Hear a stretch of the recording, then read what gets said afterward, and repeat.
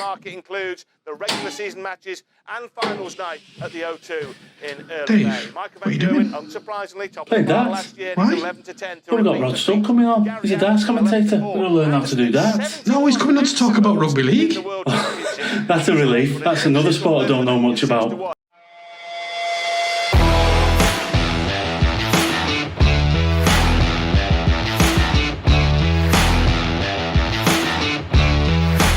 Thanks for joining us on another episode of the Dockhouse Rugby Show. Today, Dave and myself are joined by a sports commentator. You'll know the voice as soon as you hear it. He's a bit of a legend, be it for sports. Sky Sports, he's commentated on there. He's at home at the darts as well. And he's also got a podcast that's out there called The Sin Bin with Paul Cullen, where they discuss the Disciplinary Committee and the findings therein. I'd like to introduce and welcome this week, Mr. Rod Stubb. Hi there. Thanks for having me on. Thanks for having me on. It's a pleasure. Great. How have you been keeping, mate? Are you okay? Yeah, good. Thanks. Yeah. I'm in good fettle. Thanks. I'm enjoying the sport and looking forward to the sport coming up. And obviously the Magic weekend. We're talking just before that, so looking forward to that. So yeah, great. I'm in good form. Excellent. Any particular game at the Magic weekend you're looking forward to most? Well, I mean, the one at the bottom is going to be important, isn't it? The Wakefield game, and the one at the top is very important, isn't it? Because the League Leaders Shield, I think most people expect St Helens to pick that up at the end of the season regardless. But Wigan can put it right on the line, can't they, if they can defeat them in Newcastle? Because if they can repeat their epic win in the Challenge Cup semi-final over the Saints, then it blows it open, doesn't it, really? And, I wouldn't rule that out, really. Wigan, are seeming to produce it when it matters this season. In the cup semi-final and in the final, of course, against Huddersfield right in the last knocking. So I wouldn't rule Wigan out of this match at Newcastle. Yeah, absolutely. I mean, given the last couple of weeks' worth of play, Saints were yards ahead, a few points ahead within the table. The Catalan game comes, very close game, well fought, well executed by Catalan. Throws the cat amongst the pigeons again and makes the Derby game very, very interesting spectacle. Yeah, very much so. No question about that. That Saints game in France, it could have gone either way, didn't it? We saw Rugby almost score right in the last minute. And, and I think a lot of people in live play thought he might have just about got that ball down. But when we saw the video replays and the video ref looked at it, we realised he hadn't quite got it down and Catalans hung on, didn't they? So, I think, to be honest, St Helens, from what I've seen this season, I think I'd have to be honest and say St Helens are the best team in the competition. And I don't think too many people would disagree with me there. And then I would put Wigan and Catalans as second and third, and Huddersfield a fourth, I think. And then after that, there's a lot of players and teams, and somebody's going to finish fifth and somebody's going to finish sixth, aren't they? And because of the system in rugby league, those two teams will have some kind of chance of becoming the champions at the end of the season, no matter how good St Helens are. So when I think you throw Leeds in the current situation, wouldn't you? Castleford perhaps, Hull if they could get a wriggle on. And so there's any number of teams down there. Even Hull KR, if they could pick their form back up, would have a chance. So I think there's a host of teams that could finish fifth or sixth. But I think when it comes down to it in the final, it's going to be, I would say, any two from three. Well, Saints versus Wigan or Saints versus Catalan for me, with Huddersfield maybe as an outside bet. But I think that's what we'll see in the grand final in the end. Yeah, absolutely. A great shout as well. I can't disagree with you there, Rod. I think you've got it right. So your history coming into sport and the world of rugby league, we did touch briefly off camera, but just tell us again, how was you blooded into rugby league? We as a family moved to a place called Northwich, more famous for Northwich Victoria Football Club, who I've no doubt you realise won the FA Trophy in 1984 and the greatest night in the history of professional sport or semi-professional sport, at the aptly named Victoria Ground in Stoke in a replay against Bangor City. I'm sure you're well versed on that match. Absolutely, yeah. You probably watched it all back on YouTube, perhaps. I think we did. Yeah. Yeah.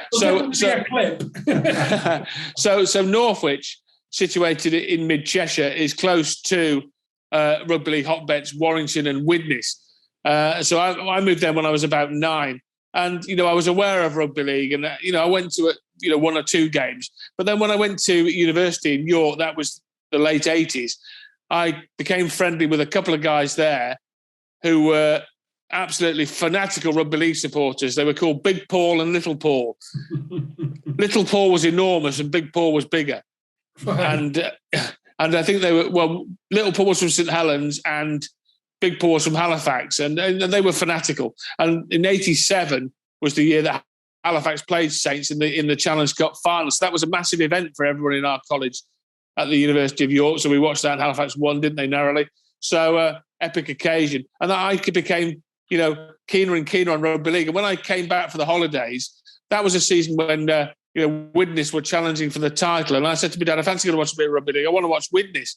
Now, older viewers of your show, guys, will remember that Widnes at that time were, an absolutely terrific side, star-studded side. It was like the Galacticos at Real Madrid. I mean, Jonathan Davies had just come over from Rugby Union. He was there. Martin Afire, well, I mean, to watch Martin Afire live was just, an absolute joy.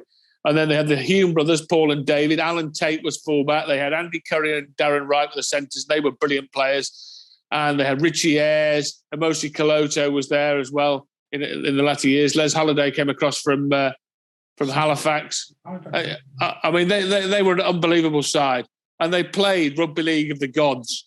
It was about, it was fearless stuff because they didn't care. They offloaded every opportunity. They just tried to score tries. As Ray French once said of Martin Afire when they beat Canberra Raiders in that epic World Club Challenge, 89, I think it was. Doesn't he love to score tries? And didn't we love to watch him score tries? I mean, it was a brilliant time. And they were fearless. If they dropped the ball, they just defended the scrum and got on with it. They offloaded every opportunity. Kurt Sorensen was the captain. I mean, it was brilliant. And, I just fell in love with the game then. And I became besotted with them. They were a brilliant side. And, they won the league one year, beating Wigan on the final day in what was a last day shootout. Widnes won at Norton Park, as I still call it. Yeah. So, I mean, those were great days. And, I fell in love with the game and I carried on watching it ever since. Fantastic. Yeah, I remember Norton Park. And I remember the 1987 final. It's Mark Elia who dropped the ball over the line. He did. We all thought he'd scored. He was jumping up and down. And my friend Stuart Pike still goes on about that. He still goes on about Elia dropping the ball, obviously, because Pikey, a massive St Helens fan, as you probably know, and he still goes on about that match, and Elia dropping the ball. Whereas Big Paul still goes on about, was it Graham Eady? Graham Eady knocked it out. Yeah. Come in amongst. Yeah. The ball out, yeah. I've watched it back since, and I'm still convinced Saints are going to win that game. Yeah, it's amazing how that happens, isn't it? You know the outcome, and yet you're still convinced watching it that it'll be something different this time, the 50th time. And you talk about Ray French. Ray French come out with a classic blooper on that one. When he showed Wilf George the ball coming down the wing. He's always taking off Ray French. Yeah, he's done some videos on it. He loves.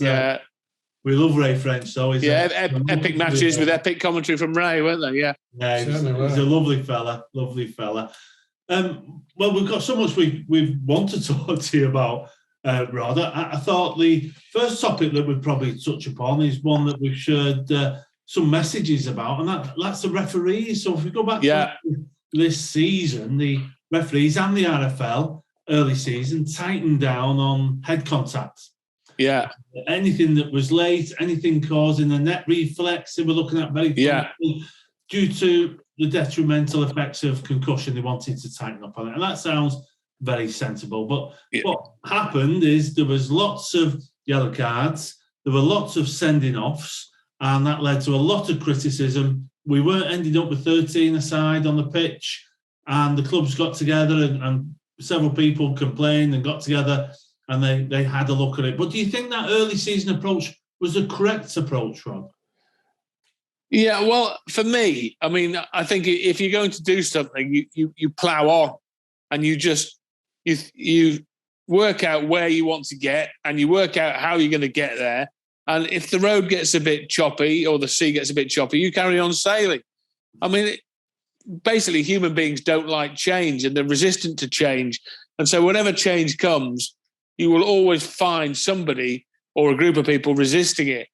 And sometimes you've just got to say, well, this is for the best and we're going to get through. And when we get through to the other side, things will be a lot better.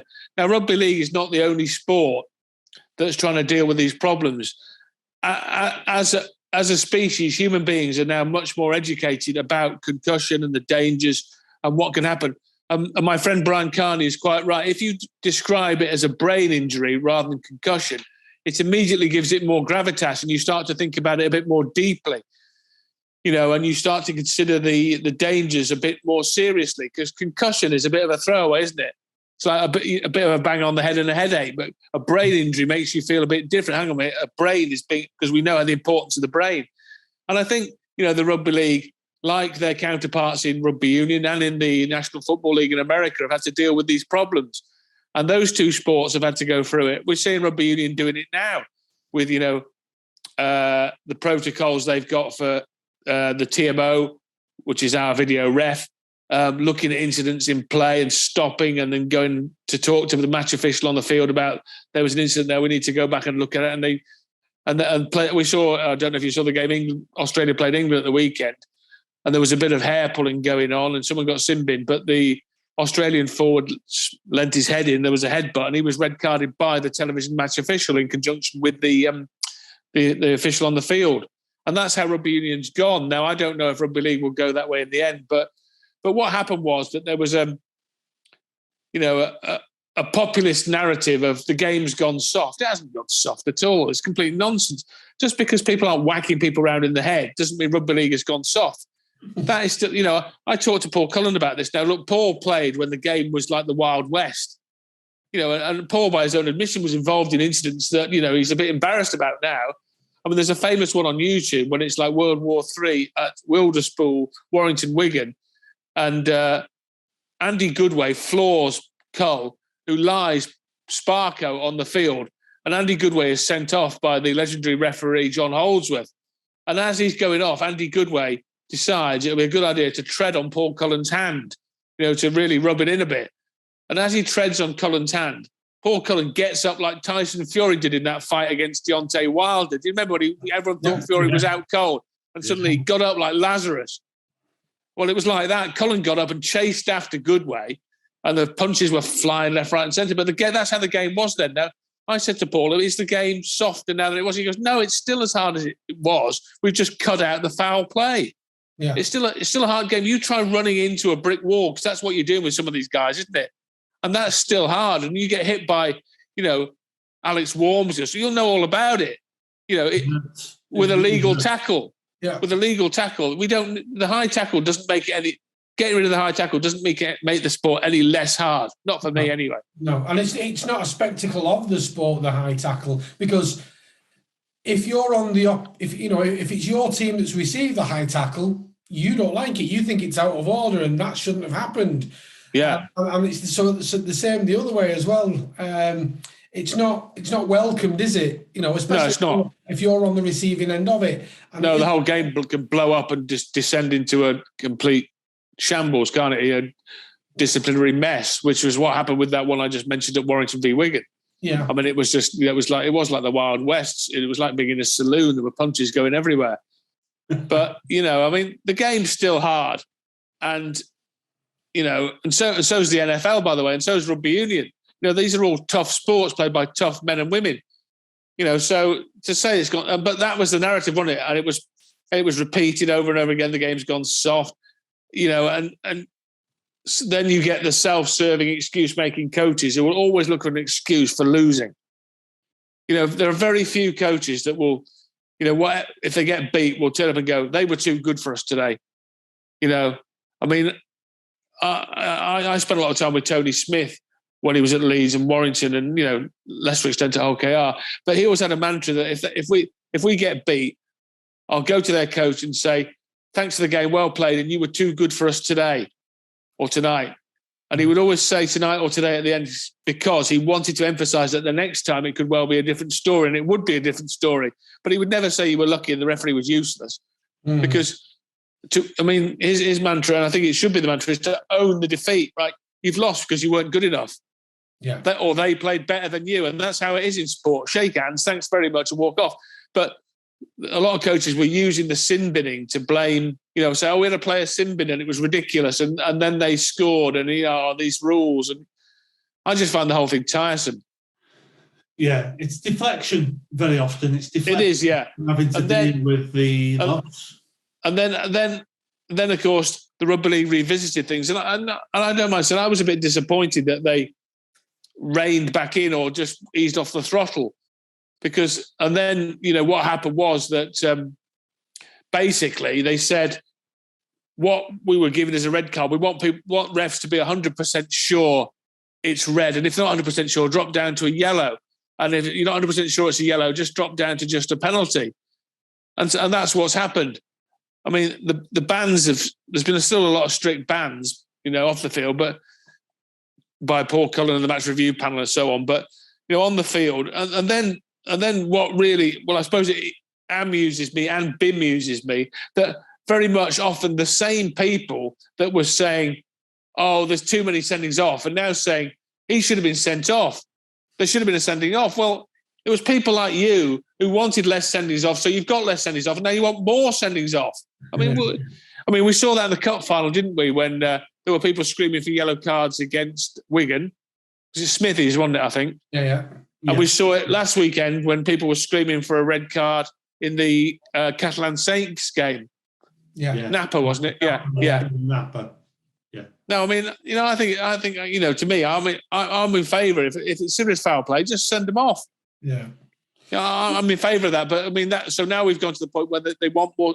And I wouldn't mind betting that at some point, either this season or the start of next, we'll go back to where we were. They'll pull the throttle again and go again. Yeah. And I don't think you should knee-jerk to, what the sort of current public opinion is. Say what you think is right and go with it.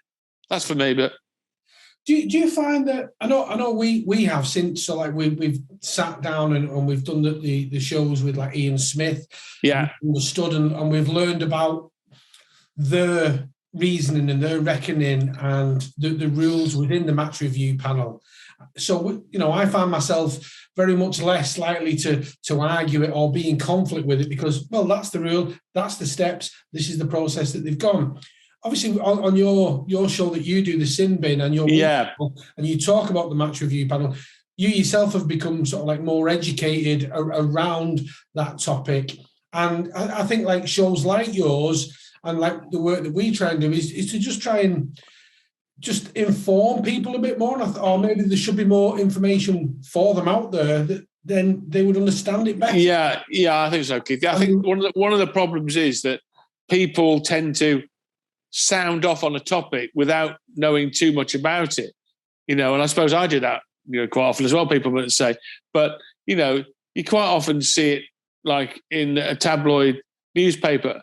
A judge or a jury will come to a decision, and somewhere in the paper or on Twitter, they'll go, this is a disgraceful decision. It should have been X, Y, or Z. And those people saying that, complaining about the decision, don't know the law that they're talking about. And they certainly didn't sit through the hours and hours and hours of the trial that had just taken place. And I think that's pretty similar with what we're trying to do on the Sin Bin, because, someone gets sent off and banned or, banned for 10 matches or whatever. The Will Price one's a good example. You remember the bad tackle in the season, Huddersfield and Hull. Yeah, and he got, was it 10? I think that's just from memory. I apologise if I've got that wrong. And, I thought that was a perfectly reasonable decision. And, and Paul Cullen explained it on the Sin Bin, the process and the grading.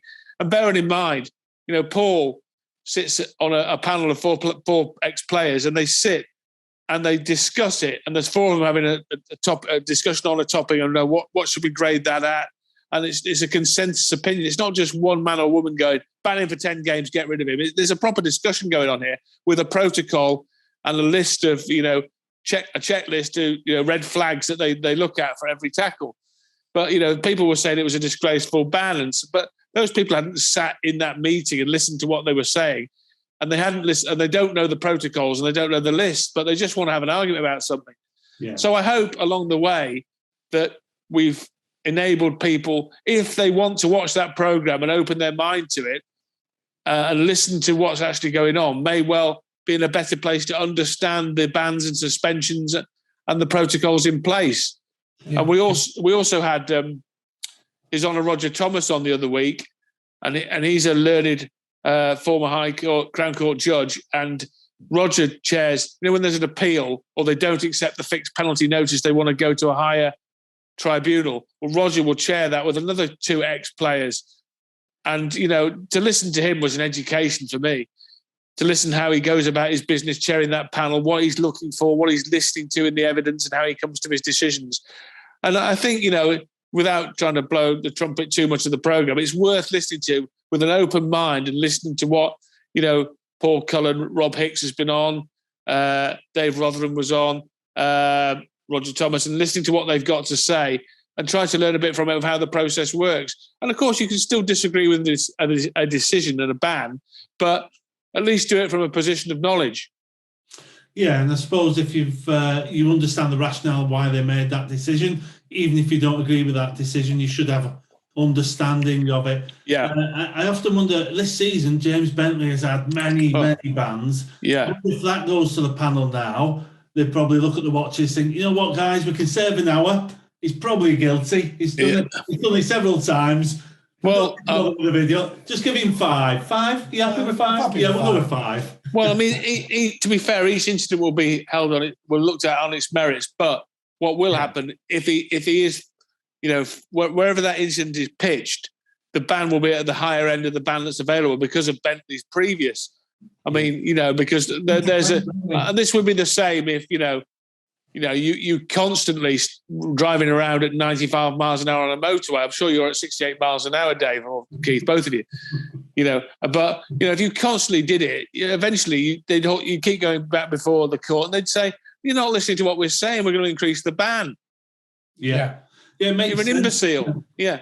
Yeah, it makes total sense. But I suppose the issue early season were people getting frustrated that we ended up with fewer players on the pitch and it was maybe spoiling the spectacle. We hadn't got the balance quite right. That was the messages coming out. The balance wasn't quite right. We need to balance a little bit. I'm a bit with you thinking, I think we should have continued with it a bit longer, that the higher threshold of making that judgment. And whether you lower the threshold, higher it, there will always be people who disagree with that decision. But one alternative that was spoken about at the time, I don't know how serious, is a forced substitution rather than a sending off. So the player is removed from the field, but can be replaced, therefore you're keeping all your players on the pitch, but that one player has been removed. I don't know how realistic that is, but it seems plausible. Yeah, I mean, I suppose you could try that, and I think in some rugby union competitions they've now got a yellow card which is 10 minutes in bin and a red card for a 20-minute period with down to 14 men in that code, obviously. So there's a bit of that. I mean, you could do that. You could have a 20-minute dismissal. I suppose there's all sorts of different ways of looking at it.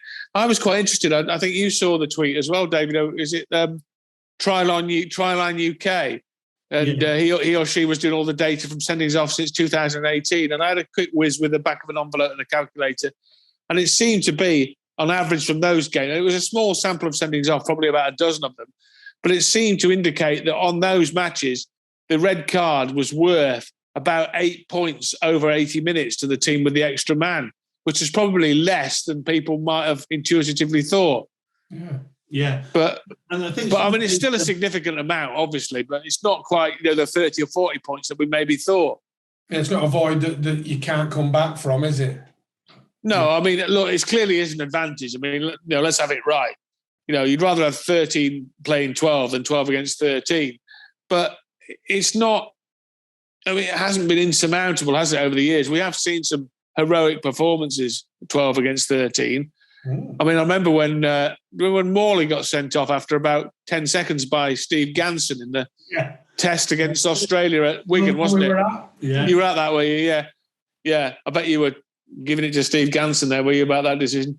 But, card was out quickly, wasn't it, from Ganson? Then, but I mean, Britain came relatively close to winning that game, didn't they? I mean, I know they got beat in the end, but I mean, it was relatively close. Yeah. So we have seen some heroic performances. Yeah, definitely. I think that was 2003 Ashes series where we came. Yeah. We were winning every game. Yeah. To go. Yeah. I remember. Yeah. I remember. Yeah. The second one was at Hull, wasn't it? The third one was at Huddersfield. The interesting thing about the Huddersfield thing is that the Huddersfield game, when again they were winning with about 10 minutes to go and got beat. That was the same day as England beat Australia in the Rugby Union World Cup final, where that great rugby league drop goal that Nadine Dorries saw by Johnny Wilkinson. So I just wonder if the culture secretary was getting mixed up with the final test at Huddersfield, perhaps. But so I mean, I remember going to the John Smith there for that. But they could have won all three of those tests, as you rightly said, Dave, couldn't they? Could have won in Hull. They could have won with 12 against 13, which would have been absolutely incredible. And they certainly led very late on in Huddersfield as well. So it was a great series, that, wasn't it? Yeah, we were very, very close to winning that series. We got beat 3-0. I think it was the first time we'd been beaten 3-0 for several series. But the overall points tally was pretty close, wasn't it? If you tallied up the three games with the points, Britain weren't very far behind them over 3 tests in terms of points scored on the field. I think, in fact, the game should only be 70 minutes long. They won that series, yeah. That's the referees at the game go on 10 minutes too long. So the outcome of this is that we should have 70 minutes for the game, and if you get pulled up doing 98 miles an hour, give your name as James Bentley. Yes. Yeah, that's it. Yeah. But just back to the referees as we close on that sort of topic, and they have such a terrifically difficult job now that there's so many incidents throughout a game. Every second you're watching for offside, tackle, the second tackle, the third man in, how long you're holding down for, how long they've held up for as well, which is factored in, which many fans don't. Oh, it's very different, yeah. There's all that to figure out, and they make far fewer mistakes than people would imagine. Yeah, I mean, they make a tiny number of mistakes. It is a very small number, but of course, as human beings, we have a cognitive bias to remember things that are, we deem significant. So, if during a game of rugby league, the referee makes 300 decisions and gets 295 right, we're looking for things like he should have given a penalty in front of the post and we'd have won that game, and that's one of the 5 he got wrong. But cognitively, we put that at a higher level on the shelf because it seems more significant to us. But every decision is significant as the game builds. Everything that happens in a game affects something else. Yeah. It's a very, very tough game to rugby league. All sports are difficult to referee, but I've seen on Twitter this week, and Ian Smith was mentioning it too, about the headset, the virtual referee thing. And I've tried that when we were going to film Sin Bin, which we filmed at Betfred's offices in Salford. They brought it in one week. Steve Ganson brought it in, and I had to go with the headset. And I was just standing still. And it just shows you what's happening in a game that's been played, and you're watching it all through the virtual headset. But what amazed me was that the sheer speed of everything was happening at. And I'm trying, I'm positioned in the line, and the team are attacking towards me. I'm back with the defensive line, basically keeping them 10 meters back. And the amount that's going on in front of me, things are flying and players are moving around at such high speed. And I'm supposed to be observing what the hell's going on in front of me. A tackle there, and he's running over there. And players are coming back past me to get back on side. And I'm thinking, and bearing in mind, I'm standing still and I'm struggling to keep up. Now, these guys are running up and down the field, and they run goodness knows how many kilometres in a match. So they're becoming fatigued as well, which makes it much more difficult to do things cognitively when you're tired and you're out of breath. And yet, as I say, they get so much right. And the stick they get is unwarranted, and this idea that they're not accountable and this and that and the other, and he's used. And then the worst of all, which really, makes me annoyed, is when people accuse them of being corrupt and stuff. I mean, that's just a complete no-no. Look, they'll make mistakes, and I know they make, but I mean, I just find, look, and it's no secret, people know. I mean, I used to do the tipping column in the Racing Post of the Rugby League, and I like to have a wager on sport. Sometimes I win and sometimes I lose. But I've learned to accept that, if the referee gives something against a team that I've backed, I just have to shrug my shoulders because it's just what happens. I'm not going to start, threatening to take him to court to get me 10 quid back. I think as grown adults, we should be able to accept that there's going to be some mistakes, and they try to avoid them, but there will be some.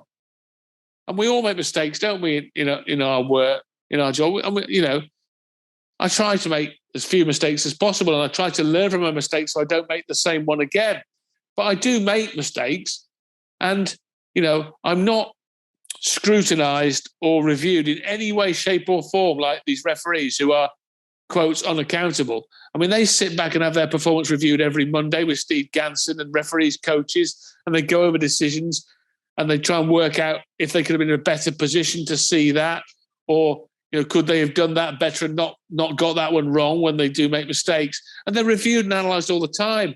And of course, the decision about who refs what we would call the big games, the playoff matches, the cup semi-finals, the Challenge Cup final, the grand final, internationals, it tends to go to the guy that's refereeing the best. So if you're not performing well, you won't get those big games, which carry, of course, more kudos, but also, more money when they're getting paid. So they are accountable, and it does make a difference to them if they don't perform. So this idea that they're unaccountable is complete. It's another Twitter myth. Yeah, but it gets trotted out, doesn't it? It does, Rod. And I think when we're looking at the performance, many people ask for. We want to see the review. Why aren't they coming out? Why can't they be brought out to be explain why you made that error? Well, who else in their working life is brought out to be humiliated? No, it's a great point. Yeah, that's all it is, really. It's public humiliation. We all want a bit of dignity and respect at work. If we've made an error, there's no one hurting more than ourselves, and we want to put. No, of course they don't want to make mistakes, do they? Obviously not. We get that. And we hear it in football as well, which is like, why doesn't the referee come out in front of a camera and be asked questions like, why did you give that decision? Well, the answer is going to be, from where I was standing at the time, I thought it was a penalty. Yeah. Isn't it? Why did you give that ball steal and not a knock on? Because from where I was standing at the time, I saw a stripping motion. And that's what I believed I saw. Now, you've seen it from another camera angle around the other side with the slow motion replay, and you can see that he's dropped it. I didn't see that at the time, so I gave what I saw. What would you learn from that? Well, you're right. That's the only answer you can give, really, as a referee, is why did you give that? Well, that's what I thought was the I thought happened at the time. Yeah. I may review it and realise, that was an error. But they don't get that, they don't get the opportunity. And even with the video refereeing, that they don't get an opportunity to review anything bar, tries. Under the system in Super League, there's no review of anything that's within the game. Now, generally people know I don't like video. I'm quite happy to accept the referee's decision on the field. I want to see a game of rugby, football, whatever it is, just played as it's naturally designed to be. And the ref's making decisions, and if he makes one or two mistakes, that's part of the game. Other people want to get every decision right. But if you're going to do that, you would have to keep stopping and checking everything, and we'd never stop. We'd go on for 8 hours, Kind of like a game of American football. Well, yeah.